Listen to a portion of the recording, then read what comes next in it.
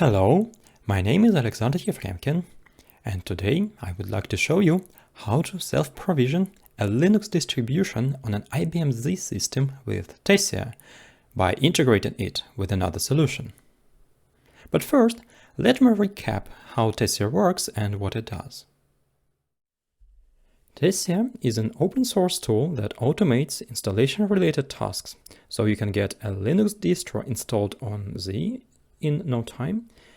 It can also start Ansible jobs on target machines and helps with resource management. Z is a very complex environment. There are many possible hardware and software options, and there are quite a few choices to be made as well. For example, one is the choice of a hypervisor. A distro can run in a partition, which is as close to the bare metal as it can get, or you can have an operating system in a ZVM or a KVM guest. Different kinds of storage and network cards are likewise supported by both Tessia and distributions. Tessia comes with pre-configured templates for installing SUSE Enterprise Linux, Red Hat Linux Enterprise Server, Ubuntu, and Fedora distributions. These templates are used as input to unattended installation, and it is of course possible to change those templates or add new ones. There is much more to configure in Tessia, and you can check with our documentation how to set up a Tessia instance, and I'll cover some of the points later on. Once a Tessia instance is configured, there are two main ways to use it, through a command line interface and via REST API. Both methods still issue individual commands that start jobs or make changes to the database. And as we move from individual commands to solving specific use cases, we would want to use a different environment. For this presentation, I'll be using a community version of runbook, but any other runbook solution is just as suitable. The basic setup to check if it is just possible to run Tessia commands through a runbook interface is fairly simple. First, you create a project, then locate Tessia server to run commands, and try out a configuration check. And once the check is successful, we can move on to creating more complicated scenarios. What we want to achieve is a streamlined workflow for the provisioning job. It should reserve a system with all associated resources and run the installation and further adjustment tasks. So the first obvious step is to define this resource pool in Tessia, that is, put into the database all the resources on which it can operate. Here we'll define a job to add all of these, not only systems, volumes, and network addresses, but also users, projects, repositories, and so on.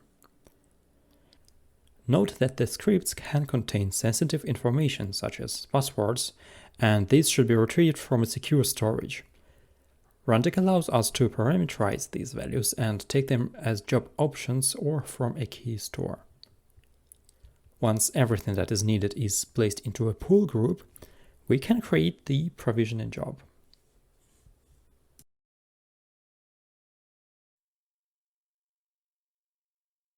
Adding resources command per command usually takes some time, not only to write these, but also to execute. And for some resource types, namely systems, volumes, and network addresses, Tessia offers a bulk import and export operations that complete somewhat faster.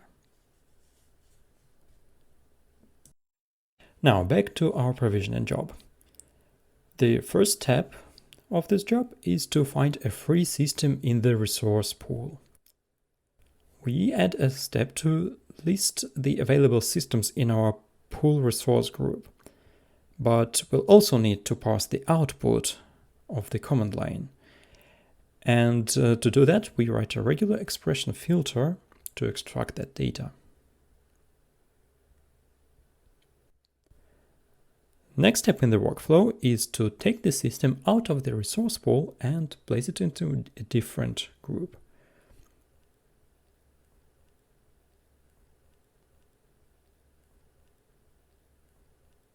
And final step is to run an automatic installation task, which is also a one-line command. And all of these options can be made into job arguments to allow for different scenarios.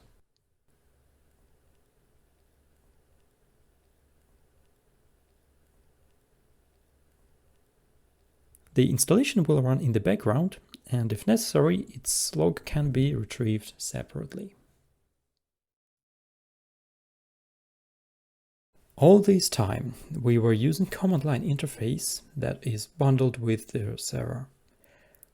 It can also be installed separately for one or for many users, but we can go further and use API directly on the server instead.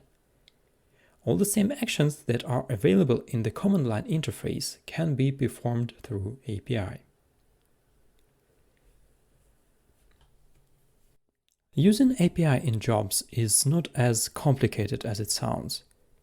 Notably, there are different plugins that perform the steps, and we'll be using HTTP request step to do requests and JSON log parser to extract information from responses.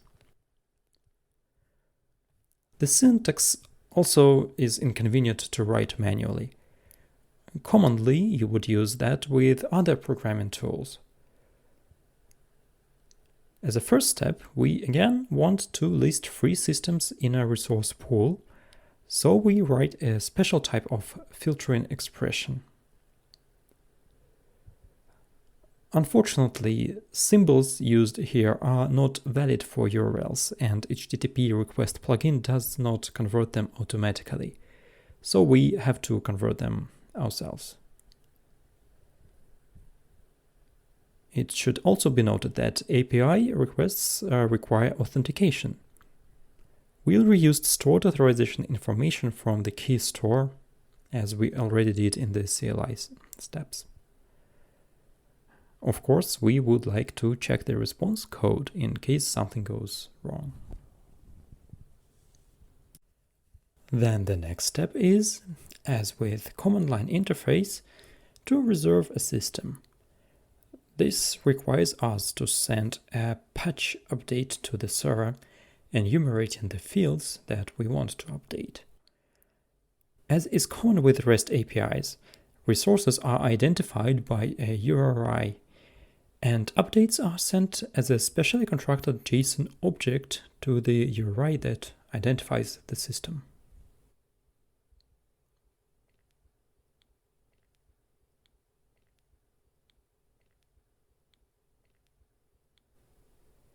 And final step is to submit an automatic installation job request.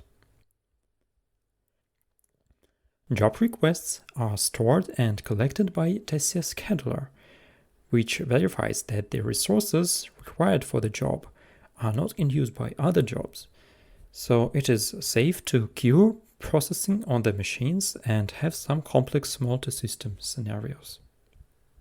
Tessia has several types of job executors, so the request has to specify which type is the job that we want. Scheduler will instantiate the corresponding state machine and pass it their parameters. In this case, it will be the automatic installation machine.